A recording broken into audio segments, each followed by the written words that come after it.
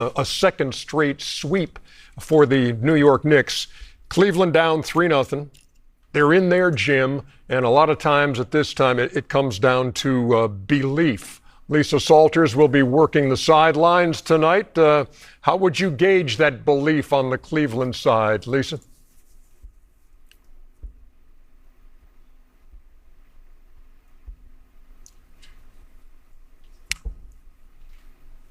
We're just waiting, dramatic pause, for Lisa to appear at Rocket Arena and talk about the belief the Cleveland Cavaliers may have. What's the belief? I believe they're going to get their ass whooped tonight. You believe that? So I believe that. Hey, Lisa, are you hearing us? We can see you and hear you. And now, I don't know if you were hooked up when I was talking about belief and whether the Cavs had that going into Game 4. Yes, Ernie. Well, the Cavaliers are all still saying the right things about how they still have belief in this team, belief in what they're capable of. Kenny Atkinson said before yesterday's film session, he asked guys to speak up and say why they still have belief, and he told them, keep it real, no fluff, just facts, be honest. He said guys had great answers, like they believe because they had success against the Knicks before. They believe because their shots haven't been falling, and they believe that, you know, if that changes the series could change. And they also said they believe because they know they found a way to respond before when their backs have been against the wall in these playoffs. So he said guys all have their reasons why they believe, and yet they understand that they can't win the next 4 without winning this one tonight. But having said all that, Ernie, you can't help but wonder if maybe, just maybe, the emotional toll of what happened in Game 1 was just too much for the Cavs to overcome. And I say that because it just keeps coming up. Donovan Mitchell referenced Game 1 multiple times in his post-game comments after Game 3. He was asked what he's learned in this series, and the first thing he said was, don't lose Game 1 after being up 22.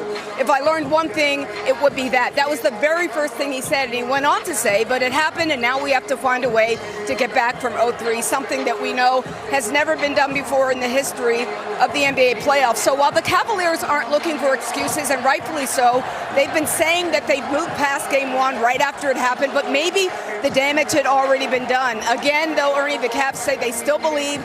Donovan Mitchell also said we have another opportunity tonight to get Game 4, and then we can go on from there. But just listening to you guys and listening to Shaq and Kenny, I don't know. Do you guys believe that? That was going to be my next question, as a matter of fact. Thank you very much for the report. It was worth the wait. Thank you, Lisa.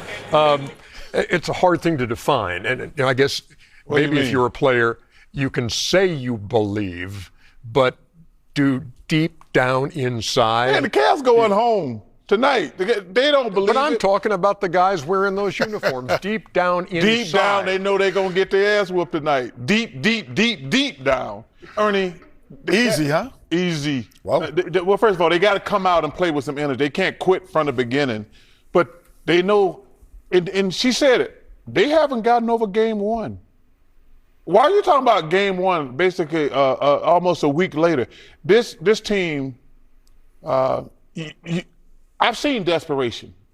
We've had this conversation on some of these other series. Kenny know what desperation is. Shaq know what desperation is. When you come up and give up 40 points in a must-win game, the first quarter at home, you unpacked it in. Because 40 points, Ernie, at home? 37. Okay. Thank you, Kenny. Round it off, fool. Thank you. Yeah. You round up. I didn't say you didn't. I just said it was 37. You can't give up 37 points. You know what was funny about that, and I'll get to you in 1 second, Shaq. And here's the thing.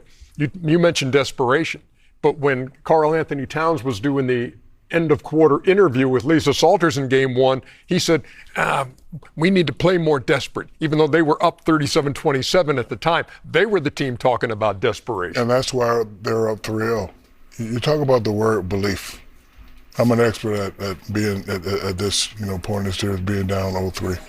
Belief. All 15 guys have to believe that they can win. And I guarantee you all 15 guys on that team do not believe. You're going to have 1 or 2 guys saying, hey, I'm going to go get mine tonight so people can't say it's my fault. Mm-hmm. But the other 13, they don't really believe, and it shows that. So, like Chuck said, they don't play with desperation. If they don't play like they want to win. You know, they may come out with the fake I believe in 3 quarters. That's exactly right. But, that 4th quarter is going to be, the real true test. And, I'm concerned with the Knicks because, you know, Kenny and I and Chuck have been at this moment. I don't want to think ahead. Because if I win this game tonight, it's going to be the – so, you know, sometimes you can get, like, super, super excited, and then you can mess up, and then you can give the other team a chance to win. So the Knicks have to be careful, and the Cavs have to come out and play with some type of desperation.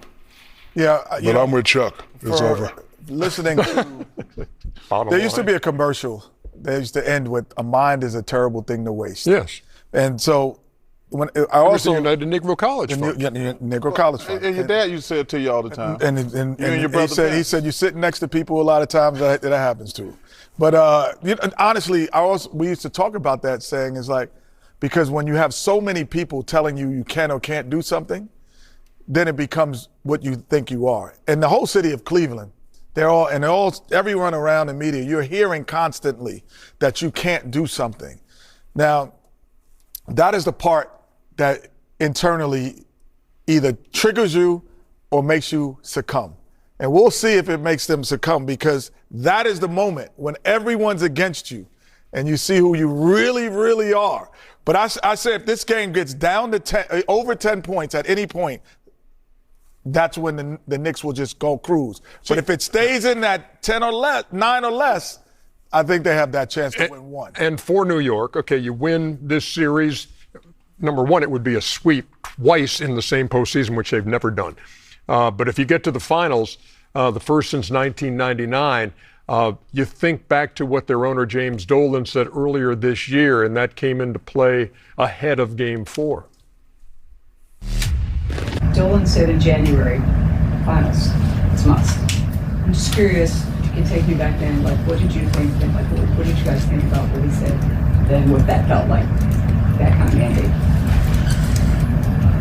But because of the finals, it was going to get serious. I think that's the goal that we all kind of have. Obviously, it's a little bit different when the big dog says it, but that's the goal that each and every one of us have, and we're our own biggest critics. What's it going to take to beat this team? Let's start with making some shots. Let's start with getting some stops and making some free throws. I hate to harp on it, but like we were up 22, dog. Like, you know what I mean? Like, so it's on us. Analytically, we're 2 out of 3 in the expected. I don't know if you guys follow that. There's an expected score, you know, and we won 2 out of 3. The expected score was like 1 point or 2. Us shooting way below expected, them shooting way over. And I know no one wants to hear that. I think you guys like hearing it. I know, you know, general public, no one wants to hear that. Everyone's outcome based, and you know, sure, I get that too. You damn skip it, we don't want to hear it. And not the general public. Ernie, Shaq, and Chuck and Kenny don't want to hear it either. Things like shot quality and effective field goal percentage and predicted points and that kind of thing. I have told you guys about that analytical BS. Yeah. If you want to get your son-in-law a job, get him a real job. Don't just get him counting numbers in the office about. Man, I hate when because I like Kenny Atkinson, but that's just. And he's been a coach of the year, as a matter of fact. He's a good coach. So the analytics, but he hasn't had a good series. Now let's get that out of the way. He hasn't had a good series. When you hear analytics like that, or analytics described that way, you know what comes to mind for me? What's that? Well, Professor O'Neill, once upon a time, pretty analytical look at gas prices and. You know what's coming. Oh, it's not coming now. Hey. It's not coming now. Roll it.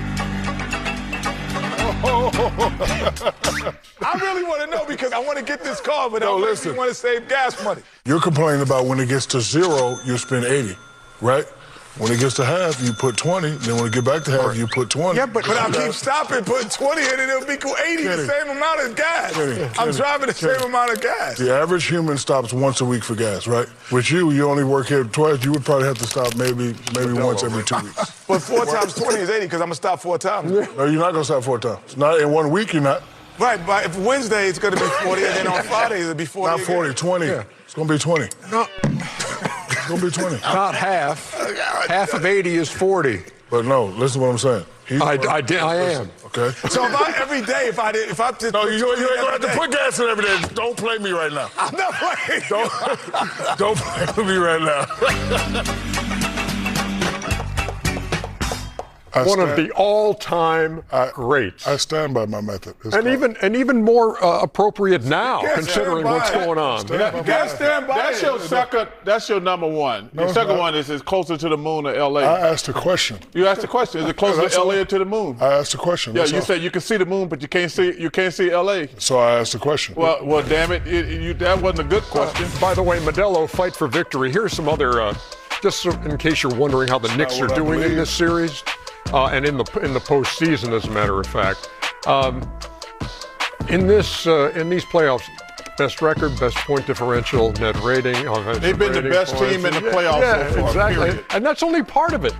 Field goal percentage, assist ratio. They have been the best team in the playoffs. All of these rebound differential. Yes. Shaq, you got to give them their flowers, man. They have been the best team in the playoffs. The best team in the East or best for sure? In the East. He feels that the West, and I might go. Well, the West is gonna be favored. I would say but this. you said whole playoffs. In the whole playoffs, not the whole playoffs, the Knicks are playing.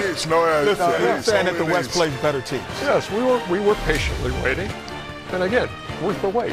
Hey man, Cavs and Knicks at the top of the hour. What? But when we come back, damn bass out your voice when you're talking to me. The Spurs and Thunder are all tied up. Or what?